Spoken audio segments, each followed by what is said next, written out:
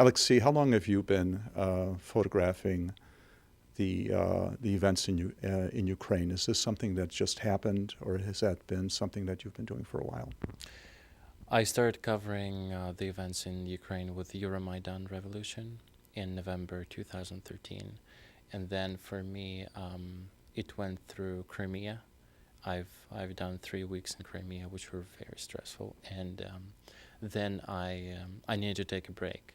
So I started covering the conflict in the east, not right away, but in some time. I've covered clashes in Odessa, the aftermath of them, and then I went to Donetsk and Mariupol, and then I was with the Ukrainian army in Slavyansk and other neighboring cities. If you put together all my time spent covering the conflict in Ukraine, I would guess it's going to be about 4 to 5 months.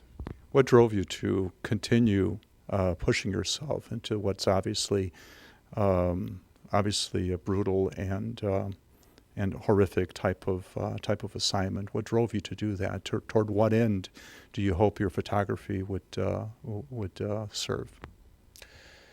The photographers that you see today in the exhibition, including myself, we're not war photographers. It's not that we're covering Libya and we're covering Iraq before, and then when conflict started in Ukraine, we started covering the conflict in Ukraine. We're all Ukrainian photojournalists doing traditional news, which is called general news. We're in the parliament. We're covering, small riots, and then, as the events started, we could not be a part of it, because for us it's what's going on in our country, and Ukrainian photographers didn't have any prior experience of covering battlefield, excluding maybe a couple of very experienced journalists, and we were learning as the events were going on. Maidan. It's kind of cynical to say, but it was good for learning, because the level of danger of the protests, it was just heating up every couple of weeks. We started with Bankova, and then there was an attack on Maidan in December, and then it was Rushevskoho, and then it was Institutska conflict. So we were just learning as the events went on, and a lot of Ukrainian photographers got injuries during Maidan, and unfortunately a couple were killed when covering.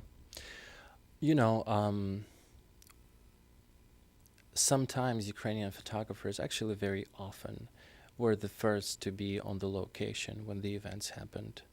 And through international war agencies that we work together with, we were able to show these pictures to the world.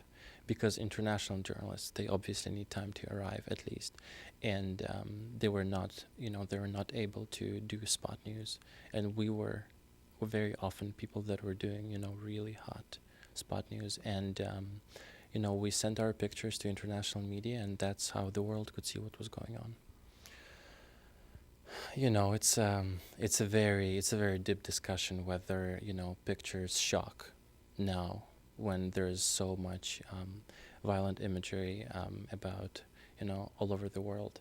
But I guess they can shed light on what is going on, because when you talk to, it's good when you're talking to people that were following the conflict, but when you're talking to people that were not, they basically don't know what's going on. They don't know who the Ukrainian forces are, who the Russian-backed separatists are.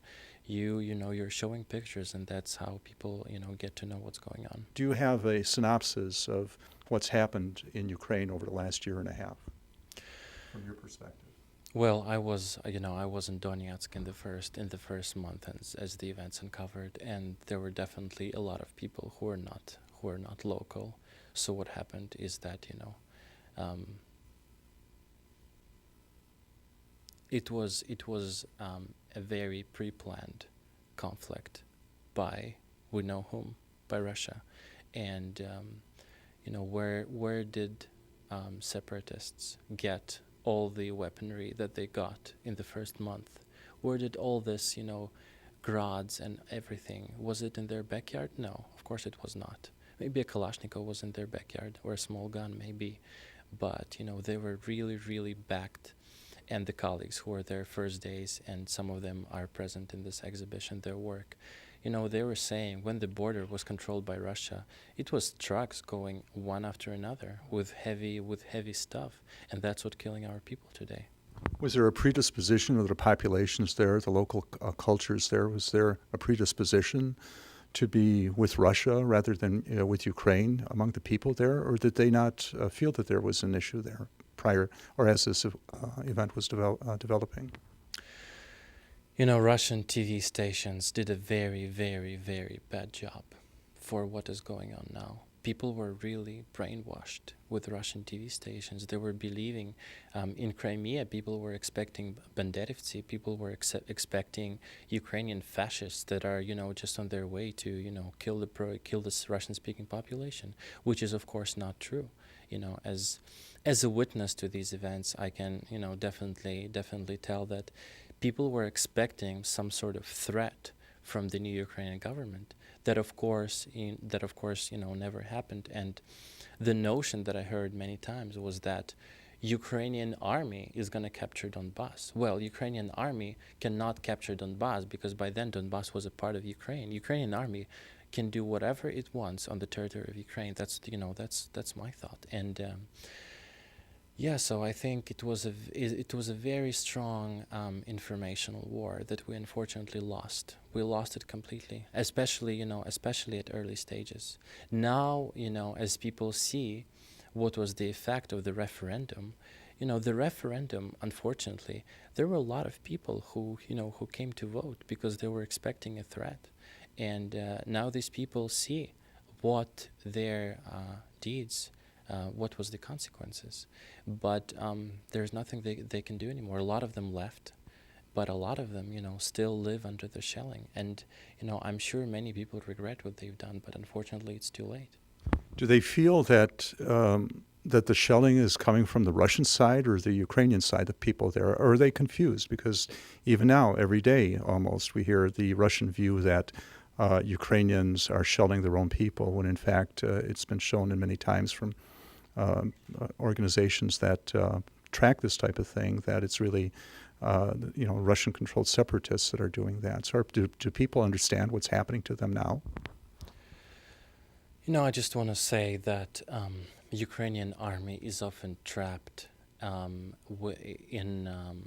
the Minsk agreements, and the shelling a lot more often it comes from the separatist side, and Ukrainians they simply can't answer because they're bound by the Minsk agreement. So what happens is our guys, a lot of them, we know they are soldiers of my age. They sit in the trenches and